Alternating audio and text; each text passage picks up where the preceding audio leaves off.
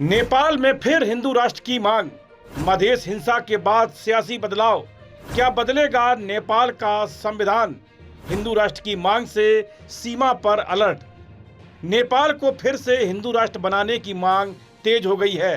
पहले यह मांग पहाड़ी इलाकों तक सीमित थी, लेकिन अब भारत की सीमा से लगे मधेश और तराई क्षेत्रों में भी इसकी चर्चा होने लगी है। मधेश इलाके में हाल ही में हुए सांप्रदायिक तनाव के बाद हिंदू राष्ट्र की मांग जोर पकड़ने लगी है। इसी महीने नेपाल के गृह मंत्री सुदन गुरुङ और एक हिंदू संगठन के बीच मुलाकात के बाद इस मुद्दे पर बहस और तेज हो गई। हालात को देखते हुए भारत नेपाल सीमा पर निगरानी बढ़ा दी गई है। खासकर उत्तर प्रदेश और बिहार से लगी सीमा पर सुरक्षा एजेंसियां ज़्यादा सतर्क हैं। इसके बाद नेपाल के गृह मंत्री सुदन गुरुङ ने हिंसा प्रभावित इलाकों का दौरा किया और वहां के लोगों और पीड़ितों से मुलाकात की। इसी दौरान उनकी हिंदू सम्राट सेना नाम के संगठन के साथ अहम बैठक हुई। शुरुआत में नेपाली मीडिया ने बताया कि बैठक में 13 मांगों वाले प्रस्ताव पर चर्चा हुई। इनमें नेपाल को दोबारा हिंदू राष्ट्र बनाने की मांग भी शामिल थी।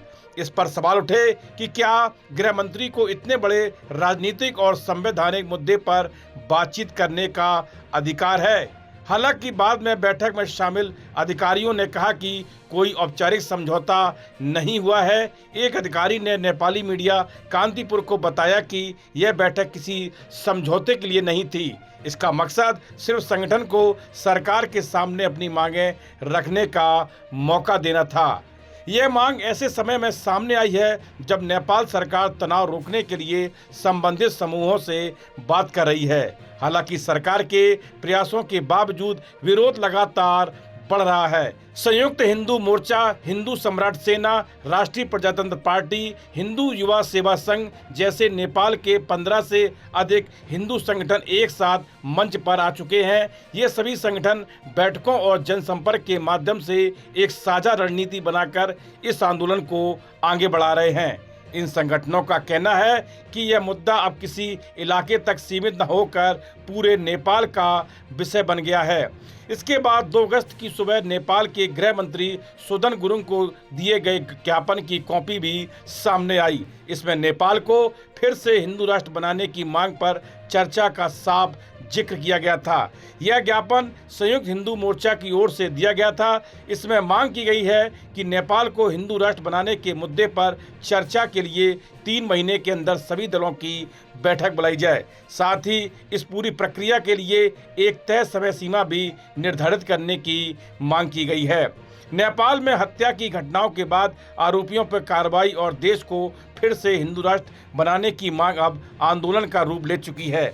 इसकी चर्चा भारत से लगे नेपाल के सीमा वाले इलाकों में भी सुनाई दे रही है। हालांकि सीमा से लगे इलाकों में अभी आंदोलन का सीधा असर नहीं दिख रहा है, लेकिन बाजारों और लोगों के बीच इसकी चर्चा तेज है। नेपाल में संयुक्त हिंदू मोर्चा, हिंदू सम्राट सेना, राष्ट्रीय प्रजातंत्र पार्टी मिलकर आंदोलन चला रहे हैं। आंदोलन में हिंदू युवाओं की हत्या के आरोपियों पर कार्रवाई, अवैध मदरसों को बंद करने और मुस्लिमों को देश से बाहर निकालने जैसी मांगें उठाई जा रही हैं। वहीं प्रधानमंत्री बालेन शाह का भी कहना है कि हिंदू राष्ट्र की बहाली के साथ राजशाही का मुद्दा भी जुड़ जाता है, इसलिए वर्तमान परिस्थितियों में यह उचित नहीं होगा। मधेश केंद्रीय राजनीतिक दलों के नेताओं के साथ बैठक में प्रधानमंत्री ने कहा कि सरकार फेडरल व्यवस्था के प्रति पूरी तरह प्रतिबद्ध है और अपने कार्यकाल में इस व्यवस्था को मजबूत करने का संकल्प निभाएगी।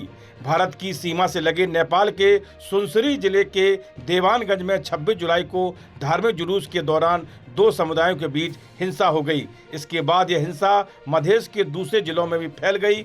हालात को काबू में करने के लिए नेपाल सरकार ने पुलिस और सेना को तैनात किया।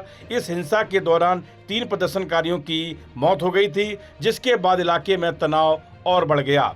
इस वीडियो में इतना ही। आप देखते रहिए GUP उत्तराखंड।